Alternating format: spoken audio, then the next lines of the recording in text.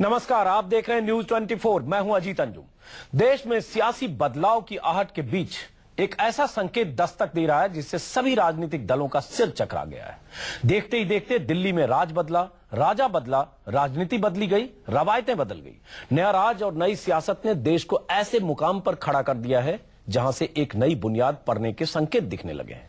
अंग्रेजी अखबार times of India ने देश के 8 बड़े शहरों में लोगों का मूड जानने की कोशिश की तो चौंकाने वाले नतीजे सामने आए। सर्वे के मुताबिक 2014 के लोकसभा चुनाव में अरविंद केजरीवाल की आम आदमी पार्टी 25 से 100 सीटें तक जीत सकती है। हालांकि सर्वे का एक दूसरा पहलू भी है। सिर्फ 8 शहरों में महज 2015 लोगों से बातचीत के आधार पर केजरीवाल की पार्टी के सुनहरे भविष्य की भविष्यवाणी नहीं की जा सकती।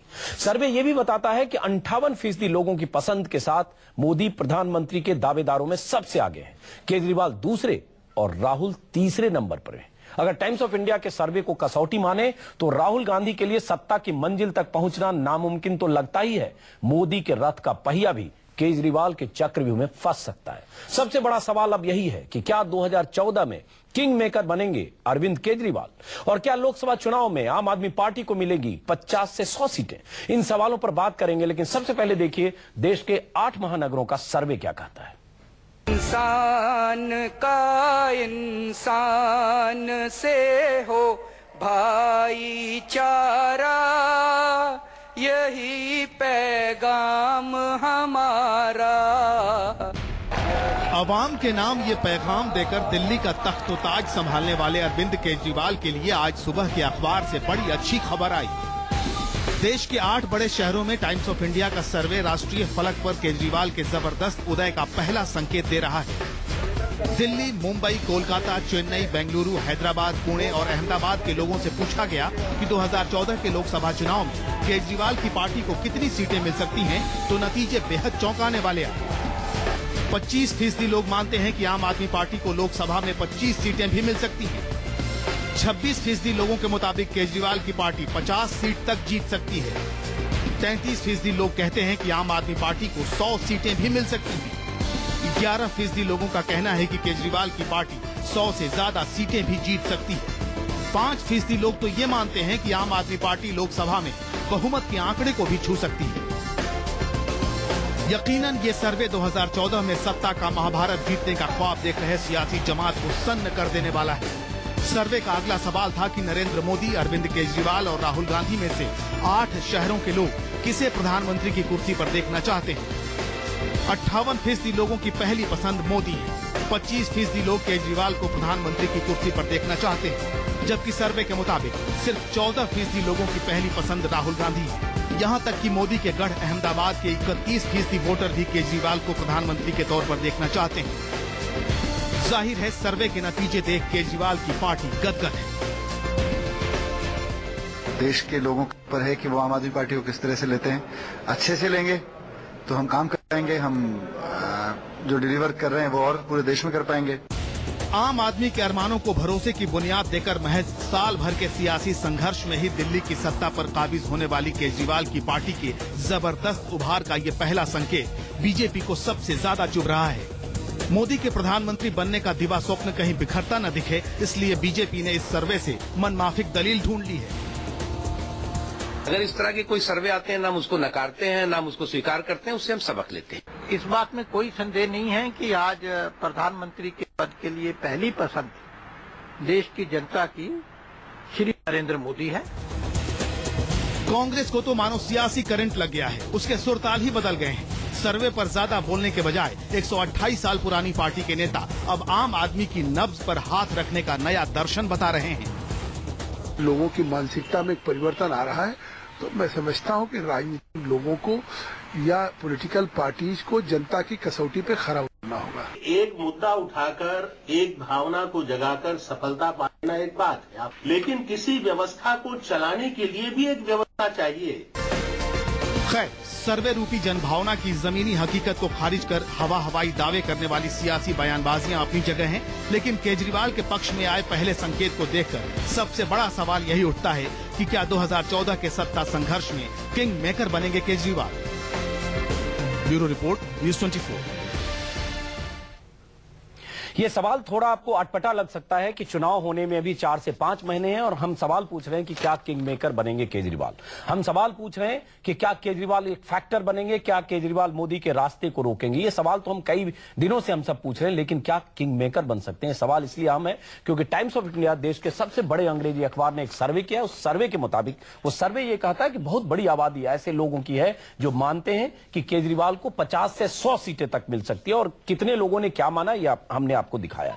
सवाल यही है कि क्या केजरीवाल वाकई इस तरह से केजरीवाल एक फैक्टर बनने जा रहे हैं, केजरीवाल की पार्टी क्या इस ढंग से लोकसभा चुनाव को प्रभावित करने वाली है। इसी सवाल पर हम चर्चा करेंगे। हमारे साथ स्टूडियो में है प्रोफेसर आनंद प्रधान, राजनीतिक विश्लेषक, उदय सहाय, पूर्व आईपीएस अफसर। उदय सहाय को इसलिए बुलाया है क्योंकि इन्होंने कल ही आम आदमी पार्टी ज्वाइन किया है। देश में तमाम आईएएस अफसर, आईपीएस अफसर, कॉर्पोरेट सेक्टर से जुड़े हुए लोग, आईआईटी से जुड़े हुए लोग, आईआईएम के लोग ज्वाइन कर रहे हैं आम आदमी पार्टी को। एक माहौल सा है। लखनऊ से हैं अखिलेश प्रताप सिंह, कांग्रेस के नेता। आम आदमी पार्टी के नेता हमारे साथ हैं प्रोफेसर आनंद कुमार। इन सबसे चर्चा करेंगे, लेकिन सबसे पहले सर्वे की विश्वसनीयता एक सवाल हमेशा होती है। और ये जो सर्वे है, ये सर्वे 2015 लोगों से बातचीत की गई है देश के 8 शहरों में, दिल्ली, मुंबई, चेन्नई, बेंगलुरु, हैदराबाद, कोलकाता, पुणे और अहमदाबाद।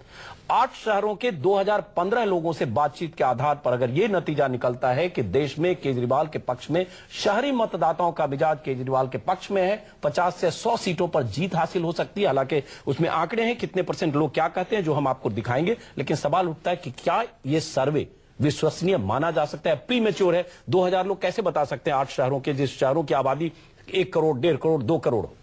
नहीं, असल में ये सर्वे एक तरह से शहरी मतदाता के रुझान को बताता है। शहरों में, और खास करके जिन शहरों में हुआ है उसमें करीब 26 लोकसभा सीटें हैं, और एक तरह से शहरी मतदाताओं का रुझान किधर है। शहरी मतदाताओं में जो माना जा रहा था कि नरेंद्र मोदी और खास करके भारतीय जनता पार्टी की तरफ एक बड़ा झुकाव है, वहां पर एक नई परिस्थिति पैदा हुई है दिल्ली में जीत के बाद। और दिल्ली में अगले 3-4 महीनों तक सरकार अरविंद केजरीवाल की किस तरह से डिलीवर करती है। भाई करो, क्या विश्वसनीय लग रहा है, भरोसेमंद लग रहा है, लग रहा है नहीं प्रीमेच्योर लग रहा है क्या? कोई भी सर्वे एक रुझान बताता है। एग्जैक्ट सीटों के रूप में कितनी सीटें मिलेंगी, कितनी जीत होगी, ये भविष्य का सवाल है। और राजनीति में कहते हैं कि एक दिन भी काफी होता है, अगले 4 महीनों में और क्या क्या होना है उससे बहुत कुछ स्पष्ट होगा। लेकिन ज्यादा महत्वपूर्ण बात है कि अगर शहरी मतदाताओं में, और ये साफ दिखाई भी पड़ रहा है, ये केवल सर्वे की बात नहीं है। अगर हम सब लोग देखें, जिस तरह से दिल्ली में भी ये बात सवाल उठाया जा रहा था कि क्या ये दिल्ली में अच्छा परफॉर्मेंस करेंगे, पर दिल्ली में बहुत ही अनएक्सपेक्टेडली जिस तरह से इन्होंने परफॉर्मेंस किया है, उससे लगता है कि बाकी शहरों में भी इस तरह का रुझान हो सकता है। आनंद जी, आपके पास आऊंगा। दर्शकों को बता दें, 26% लोगों ने कहा है कि 26 से 50 सीटें मिल सकती है केजरीवाल को। 33% लोगों के मुताबिक 51 से 100 सीटें। बहुत बड़ा सवाल यहां यह है कि अगर 25, 30, 40 सीटें भी मिल जाएगी केजरीवाल को, अगर सर्वे के मुताबिक, मैं फिर कह रहा हूं, सर्वे है 2015 लोगों से बातचीत, तो केजरीवाल देश की तीसरी बड़ी राजनीतिक ताकत बन सकते हैं, क्योंकि कांग्रेस और बीजेपी के बाद बाकी सारी पार्टियां 30 के नीचे सिमटी हुई है। सवाल उठता है क्या इतनी सीटें मिलेगी, क्या ऐसा माहौल है? इसी पर बातचीत करने के लिए हमारे साथ स्टूडियो में उदय सहाय हैं, मैं इनके पास भी आऊंगा, लेकिन एक बार पहले अखिलेश प्रताप सिंह के पास चलता हूं। सुधांशु त्रिवेदी भी हमारे साथ जुड़ चुके हैं, बीजेपी नेता। अखिलेश प्रताप सिंह, वैसे सर्वे को सब लोग खारिज करते हैं, कांग्रेस भी खारिज करती है, लेकिन आज जगदंबिका पाल कांग्रेस के नेता है, उनका एक बयान आया है कि सभी पार्टियों के लिए ये जो सर्वे है या जो टाइम्स ऑफ इंडिया में छपा है, ये चिंताजनक है। नेताओं को जनता की कसौटी पर खड़ा उतरना होगा। तो चिंता की लकीरें हैं, चिंताजनक मानते हैं या नहीं? अंजुम जी, नेता ही हैं कि जनता की कसौटी पे खड़े उतरते हैं, और ये नेता ही हैं इस देश को 60 सालों में हमने दुनिया के शीर्ष 2-3 पायदानों तक पहुंचाया है, किसी और ने नहीं पहुंचाया है। इसी व्यवस्था और इसी नेता का जो सिस्टम है उसी ने पहुंचाया है। अब किस परिप्रेक्ष्य में किसने क्या कहा, हम उस पर अपना कमेंट देना नहीं चाहते। दूसरी बात, 120 करोड़ की जनता का भाव पता करने के लिए 1,500, 2,000, 2,500 लोग, क्या हो सकता है? मजाक ही है अगर उस पर बहस करें। खैर, आपने बहस का समय रखा तो बहस करेंगे। ये ठीक उसी तरह है जैसे एनडीए के समय में यूटीआई था, और यूटीआई 15-20 हजार तक बढ़ गया था, लेकिन उसको इनकैश नहीं कर सकते थे, और जब उसको इनकैश करने का समय आया तो 10 रुपए के यूटीआई 10 रुपए में भी नहीं बिकी। तो जिस तरह से यूटीआई 20,000 15,000 तक गया था, रोज उसका सेंसस आता था कि बहुत बड़ा दाम बढ़ गया, यूटीआई का बढ़ गया।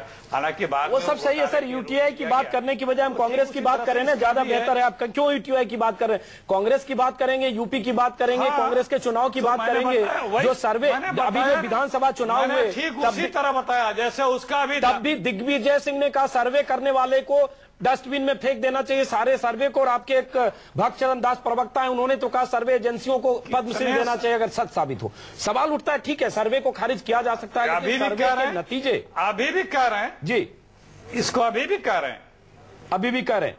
आप 120 लोगों की भावनाएं 2200 लोगों से, 120 करोड़ की भावनाओं को 2200 लोगों से तुलना कर लेंगे। 8 शहरी मतदाताओं के, हाँ जी, मैं उसी पे आ रहा हूँ। ये सिर्फ 26 लोकसभा सीटों के बारे में, शहरी मतदाताओं के बारे में एक रुझान है जहां पर अभी यूपी को सबसे ज्यादा सीटें हैं। 5 सीट देते हैं, उससे तुलना कर लीजिए। नहीं, आप हम 5 सीट यूपी के बताते हैं, उस पर तुलना कर लीजिए, तब तो फिर 100% कांग्रेस की सीटें आएंगी। चलिए अखिलेश जी, हम वापस आएंगे आपके पास। वैसे यूपी में क्या हुआ हमने पहले देखा है, जहाँ कांग्रेस माइंडेड लोग हैं वो आएंगे अखिलेश जी आपके पास। लेकिन एक बात, दूसरी बात कर रहे हैं जी, जहां हम डोमिनेट करते हैं, जहां कोई व्यक्ति डोमिनेट करता है, वहां अगर आपसे हम सर्वे करा दें और कह दें यही पूरे देश का मूड हो सकता है। पूरे देश का मूड नहीं है, शहरी मतदाताओं का है। 8 बड़े शहरों में ये किया गया है सर्वे। मैं यही पूछ रहा हूँ, हो सकता है सर्वे गलत हो, लेकिन शहर हैं, ये एक रिफ्लेक्शन है। चलिए मैं आपके पास आऊंगा। एक शहर से भी आप 100 लोगों को लेंगे, नहीं, एक शहर से भी अगर आप 100 लोगों को लेंगे तो कैसे मूड पता लग जाएगा? ये कहां का मजाक कर रहे हैं आप लोग? चलिए वैसे 10 शहर अगर कर लिया तो एक शहर में कितने लोग आए? एक शहर से कितने लोग आए? 150 लोग आए? नहीं, वो सर्वे पर सवाल उठाइए अखिलेश जी, सर्वे पर सवाल उठाइए, लेकिन जमीनी हकीकत को समझने की कोशिश करिए अखिलेश जी। सर्वे के हम आप सर पहले बोले थे प्लीज हम आपके सर्वे के आधार, मेरा सर्वे नहीं है, ये टाइम्स ऑफ इंडिया का है कि यदि 8 जनपदों में, जो भी 8 जनपदों में 2200 लोगों से पूछा गया है, तो एक जनपद में एवरेज 150 लोग आए। एक जनपद में जो बड़े कावाल टाउन है, जिसकी आबादी 40 से 1.25 करोड़ 1 करोड़ के आसपास है, उसमें 150 लोग मत बता देंगे। चलिए आप खारिज करते हैं, मान लिया आपकी बात, चलिए मान लिया लोकतंत्र में हक है, आप खारिज करिए। सुधांशु त्रिवेदी जी, उसके बाद में आप पार्टी के पास जाऊंगा। 1 मिनट अखिलेश जी, खारिज करना या न करने पे मैं नहीं जा रहा हूं, मैं खारिज करना न करने पे नहीं जा रहा हूं। हम एक इसका मौलिक सवाल उठा रहे हैं। बिल्कुल आप सवाल उठाइए, लेकिन 5-6 महीने बाद जब चुनाव के नतीजे आएंगे तब सवाल से वंचित आप होंगे, क्योंकि ये पहले भी सवाल उठा है। चलिए आएंगे सर आपके पास, कोई बात नहीं, आपको मौका देंगे, हम आएंगे आपके पास। जरा सुधांशु त्रिवेदी जी के पास चलते हैं, क्योंकि सबसे मुश्किल की घड़ी सुधांशु त्रिवेदी की है। नरेंद्र मोदी आपके पास आएंगे सर। नरेंद्र मोदी आज दिल्ली में थे, उन्होंने कहा 4-5 महीने में अच्छे दिन आएंगे। सुधांशु त्रिवेदी जी, सबसे जो बड़ा सपना है मोदी का है, और मोदी के सपनों को पलीता लगेगा अगर इस ढंग से जो सर्वे कर रहा है, जिसमें शहरी वोटर, बड़े शहर दिल्ली, मुंबई, चेन्नई, बेंगलोर, हैदराबाद, कोलकाता, पुणे, अहमदाबाद और गुजरात का भी शहर इसमें शामिल है। इन शहरों के वोटर या मतदाता, इनमें बहुत सारे लोग ये मानते हैं कि केजरीवाल एक फैक्टर बनने वाले हैं, जो टाइम्स ऑफ इंडिया का सर्वे। क्या आप भी खारिज करते हैं इसको पूरी तरह से कि ऐसा कुछ नहीं है? देखिए, जो बात कही है अखिलेश जी ने, मैं आंशिक स्तर पर उस बात से थोड़ा सहमत हूं। ये मुझे पहले पता था कि आप सहमत होंगे। चलिए, फॉर्मुलेशन और सैंपलिंग को जानते हैं। नहीं, मैंने आंशिक दृष्टि से कहा, अब ये पूरा बात हो जाने दीजिए जी। तो उसमें यदि यह स्पष्ट हो जाए कि सैंपल साइज यदि 2200 का भी था, तो उसमें किन वर्गों के, किस इकोनॉमिक स्टेटा के, किस कास्ट के, किस पृष्ठभूमि के कितने लोगों को उन्होंने लिया है, तो भी हम इसके ऊपर थोड़ा विश्वास कर सकते हैं। बिल्कुल, दूसरी बात नहीं है कहना चाहिए। नहीं, एक मिनट सुधांशु जी, काउंटर क्वेश्चन। सुधांशु जी, काउंटर क्वेश्चन। ये जो 4 राज्यों के विधानसभा चुनाव हुए थे, एक मिनट उसके बाद आप करिएगा। 4 राज्यों के विधानसभा, मेरा वाक्य पूरा हो जाने दें।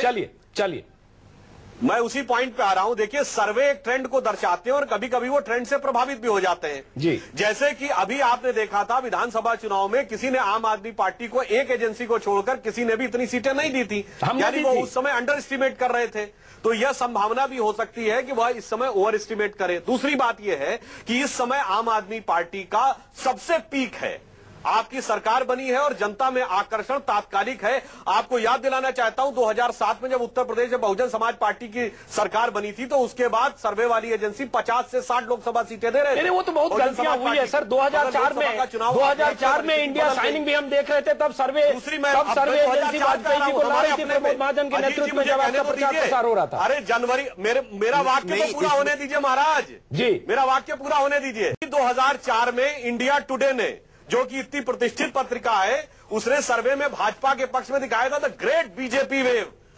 325 सीटें एनडीए को दिखाई थी और 225 सीटें भाजपा को दिखाई थी, परंतु जब चुनाव हुआ तो हमें 137 सीटें। चलिए मैं मान लिया, इसलिए हम ये कह रहे हैं कि यह ट्रेंड कंसिस्टेंट रहे। जी, अब सुधांशु जी मेरा ये सवाल है, चूंकि बाकी मेहमानों से भी बात करना पड़ेगा। सुधांशु जी एक मिनट, एक अच्छी चीज सुधांशु जी ये होती है कि जब 4 राज्यों के सर्वे बीजेपी की जीत की तरफ साफ साफ इशारा कर रहे थे, हमारे सर्वे में भी था, और हमने तो चाणक्य और न्यूज 24 ने 31 सीटें दी थी दिल्ली में आप पार्टी को, तब बीजेपी के सारे नेता उस सर्वे को बहुत सही कह रहे थे और किसी नेता ने हमसे नहीं पूछा कि कितना सैंपल साइज है और इस पर आशंका और संदेह है। जैसे ही सर्वे आपके विपक्ष में जाता है तब आपको संदेह होता है, और आज को बहुत अच्छा लगा अखिलेश जी के साथ कई बार आपने डिबेट किया होगा, आपने आंशिक सहमति से शुरू किया, अच्छी बात है। अब सवाल ये उठता है कि आज हैदराबाद में 15-16 के सैंपल साइज थे एक राज्य के लिए, यहां देश के लिए 2200 का सैंपल साइज है, 8 शहरों का सैंपल है, 8 शहरों का। लेकिन जो आपके आरएसएस प्रमुख हैं मोहन भागवत जी ने आज कहा हैदराबाद में पार्टी नेताओं से कि केजरीवाल को हल्के में लेने की जरूरत नहीं है, 3 राज्यों में जो जीत हुई है उस पर मत इतराओ, केजरीवाल को फैक्टर मानो। ये खबर जानकारी तो मिली होगी आपको, राजनाथ सिंह भी थे और लोग थे वहां, तो ये चिंता है ना पार्टी में? खबर गलत है, निराधार है और भाजपा के द्वारा उसका खंडन किया जा चुका है। आज उस बैठक में मेरी स्वयं राष्ट्रीय अध्यक्ष से बात हुई, केवल संगठनात्मक विषय पे चर्चा हुई, किसी राजनीतिक विषय पे चर्चा ही नहीं हुई है। अच्छा, तो मतलब कोई चिंता नहीं है, इसका मतलब आप निश्चिंत हैं कि मोदी जी 250 सीटों के साथ दिल्ली आ रहे हैं? नहीं, मैंने उस विषय में कहा है। अच्छा, ओके। जहां तक ये बात है, जब उचित समय आएगा जनता स्पष्ट कर देगी। हमारा तो कंसिस्टेंट ट्रेंड है, 250 पर नहीं आ पाएंगे। नहीं, बाकी इधर उधर से चंदा चुटकी से आएगा ना सर, अकाली दल भी है, शिवसेना भी है, बाकी वे तो साथी दोस्त हैं इनके। अरे भाई पहले रामदेव जी जोर लगा रहे, रामदेव जी ने तो कहा 300 सीट ऐसे ही दे देंगे। अखिलेश जी, रामदेव जी ने कहा 300 सीट ऐसे ही दे देंगे, कपाल भाती और अनुलोम विलोम और तमाम फार्मूले के साथ। चलिए प्रोफेसर आनंद कुमार, आपके मुस्कुराने का वक्त है, जिसमें रामदेव जी को महारत है योग सिखाने में, अनुलोम विलोम में, और बताते थे कि 200 साल आप स्वस्थ रहेंगे, 3 दिन के उपवास में ड्रिप चढ़ने लगा था, तो जिसमें वो उनको पारंगत है, पीएचडी हैं, उसमें तो वो 3 दिन में फ्लॉप हो गए। तो ये इस पॉलिटिक्स में कितने दिन कहां टिकेंगे? चलिए, हर किसी को गुमान यही होता है। चलिए, लेकिन रामदेव जी पर कुछ भरोसा है लगता है गडकरी और बीजेपी के नेताओं को। प्रोफेसर आनंद कुमार, आप इस सर्वे को सही मानते हैं क्या? क्योंकि ये एक सवाल तो उठता है कि 8 बड़े शहर दिल्ली में, जहां बहुत बड़ी आबादी है, 1.25 करोड़ तो दिल्ली में वोटर है, दिल्ली, मुंबई, चेन्नई, कोलकाता, और 2000 लोगों से बात करके अगर ये सर्वे आता है तो 50 से 100 सीटों तक की इसमें बात की जा रही है, तो कहने को गालिब ख्याल अच्छा है, लेकिन आपको लगता है ये मुमकिन है? देखिए, अभी बात के शुरू में प्रोफेसर आनंद प्रधान जी ने कहा कि सर्वे हमेशा ट्रेंड बताते हैं, वो पूरी तस्वीर उसके भरोसे नहीं बननी चाहिए। और ये जो दोनों बड़ी पार्टियों के गंभीर प्रवक्ता हैं, ये सर्वे की चोट खाई हुई पार्टियां हैं। हमको भी सर्वे से पहले चोट मिली थी इसी विधानसभा में। अगर सर्वे ठीक ठाक होता तो हम शायद कोई 7-8 सीटें जो 1000 से कम में हारे, वो न हारे होते। लेकिन टाइम्स ऑफ इंडिया की भी एक तरह से साख का सवाल है। ये पेड न्यूज वाला अखबार तो कम से कम नहीं है। और इन्होंने जो चारों तरफ पूछा है, ये जो 4 दिशाओं में पूछा, 8 महानगरों में पूछा, नगरीय रुझान की बात हो रही है। और ये बिल्कुल सही है कि आम आदमी पार्टी कोई पार्टी नहीं है, ये एक प्रक्रिया है, एक प्रोसेस है। रिप्रेजेंटेटिव डेमोक्रेसी की सीमाओं से देश को आगे ले जाने की जो बेचैनी है, चाहे वो नए पढ़े लिखे लोग हों, चाहे पुराने बुजुर्ग किसान हों, उनको लगता है कि बहुत हो चुका, इसमें से कुछ और निकलेगा नहीं। लेकिन प्रोफेसर आनंद कुमार जी बदल जाएगा। प्रोफेसर साहब, एक खबर में देख रहा था कि 73,000 अभी तक आवेदन आपके पास आ चुके हैं लोकसभा चुनाव में उम्मीदवार के तौर पर। और अब सवाल उठता है, उसमें तमाम ऐसे लोग हैं, टेक्नोक्रेट, ब्यूरोक्रेट, प्रोफेसर, अलग अलग महकमों से आए हुए लोग, ये सब ठीक है, सामाजिक कार्यकर्ता हो सकते हैं, कुछ पॉलिटिकल एक्टिविस्ट बनना चाहते हैं, कुछ चेंजेज में शामिल होना चाहते हैं, पॉलिटिकल प्रोसेस में शामिल होना चाहते हैं, लेकिन इन सबको चुनाव में लड़ाकर 25, 50, 60 सीटें, 100 सीटें जीती जा सकती है। लोकसभा में दिल्ली की बात ना करें, क्योंकि लोकसभा में 10 लाख, 8 लाख, 12 लाख वोटर होते हैं। आप ये भी जोड़ लीजिए कि इसमें कम से कम मेरे अपने व्यक्तिगत जानकारी में, क्योंकि हमसे उनका संवाद हुआ पिछले 7 दिनों में, कम से कम 100 जाने माने आंदोलनकारी लोग हैं। कम से कम 40 से 45 मेरी अपनी व्यक्तिगत जानकारी में विभिन्न दलों के सक्षम राजनीतिक नेतृत्व का प्रशिक्षण पाए हुए बहुत तपे तपाए लोग भी हैं।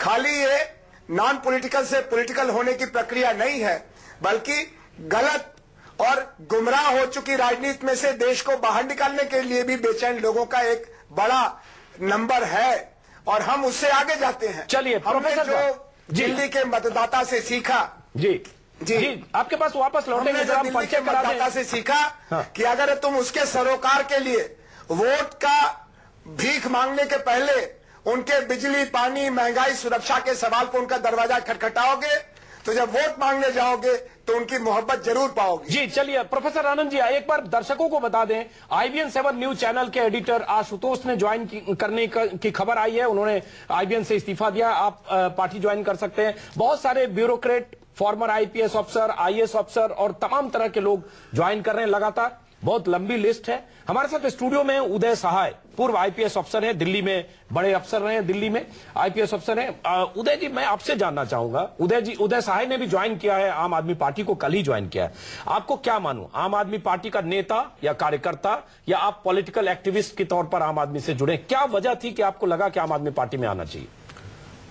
पहली बात तो कि मुझे आप साधारण कार्यकर्ता माने, और एक ख्वाहिश, एक फीलिंग है कि बड़े प्रोसेस में जो एक ईमानदार राजनीति की बात कर रही है, जो एक इफेक्टिव गवर्नेंस की बात कर रही है, उस विशाल समुद्र में हम अपनी छोटी एक बूंद कंट्रीब्यूट करने के ख्याल से आए हैं। तो क्यों लगता है आम आदमी पार्टी में बहुत सारे अफसर्स आ रहे हैं? आज मैं खबर देख रहा था, हरियाणा के फॉर्मर DGP आ चुके हैं, और बहुत सारे अफसर्स, ब्यूरोक्रेट, जैसा मैंने कहा। क्यों ऐसा लगा कि आम आदमी पार्टी में आना चाहिए और इस पॉलिटिकल चेंज के प्रोसेस में शामिल होना चाहिए? और क्यों ऐसी उम्मीद दिखती है आपको? 2 कारणों से। पहली बात, ये अब ग्रेजुअली स्पष्ट होने लगी थी कि ये पार्टी सेकुलर है, ये पार्टी क्लीन पॉलिटिक्स की तरफ ले जा रही है, और इफेक्टिव गवर्नेंस में भी इसका भरोसा है, और इसमें जो लोग जुड़ रहे हैं वो सारे क्रेडिबल फेसेस हैं। तो कहीं ना कहीं इसने तो चुनाव लड़ने की इच्छा से भी बहुत सारे लोग जुड़ रहे होंगे, जिनको लगता होगा कि मैं चुनाव लड़ जाऊंगा, क्योंकि पॉलिटिकल पार्टी में लंबा समय लगता है चुनाव लड़ने, टिकट मिलने और पिच बनाने के लिए। बहुत सारे लोग ऐसे भी शॉर्ट टर्म गेम के लिए आ रहे होंगे। बिल्कुल, गेम के लिए, सॉरी। बगलों के बारात में कौओं की कमी नहीं होती, और वैसे लोगों की कमी इसमें भी नहीं होगी। और ये लीडरशिप हमेशा फिल्टर करेगा उसको, ताकि जो सही एलिमेंट है वो सामने आए, और उनका फिल्ट्रेशन प्रोसेस काफी स्ट्रॉन्ग है। प्रोफेसर आनंद कुमार जी, इन्होंने कहा बगलों की बारात में, हालांकि मुझे पता नहीं है मुहावरा, बगलों के बारात में कौओं की कमी नहीं होती, तो कौओं और बगलों को कैसे छांटेंगे आप? कौन सा चलनी होगा, पता चले कि बगला कौन है, कौवा कौन है? हमने निवेदन किया था कि हंसों की बारात में, हमने कहा था हंसों की बारात में कौवे भी आ जाते हैं, और घोड़ों की रेस में खच्चर भी दौड़ने की कोशिश करते हैं। तो उसके लिए हमने 5 शर्तें रखी हैं। उनका चरित्र ठीक हो, उनके खिलाफ भ्रष्टाचार का मुकदमा नहीं हो, उनके खिलाफ अपराध का मुकदमा नहीं हो, वो सांप्रदायिक हिंसा में न जुड़े हो, और वो जाति हिंसा में न जुड़े हो। बाकी सब उनके लिए हमारी तरफ से न पैसे की शर्त है, न उनके लिए हमारी तरफ से शर्त है कि वो अपनी तरफ से जाति और जमात की भीड़ ले आए। हम पूरी तरह से देश को राजनीति से जोड़ने में लगे हैं, और ये हमारा जो सपना था कि लोग कहें I love politics, I want to contest election, I want to vote, ये चीज लौट रही है।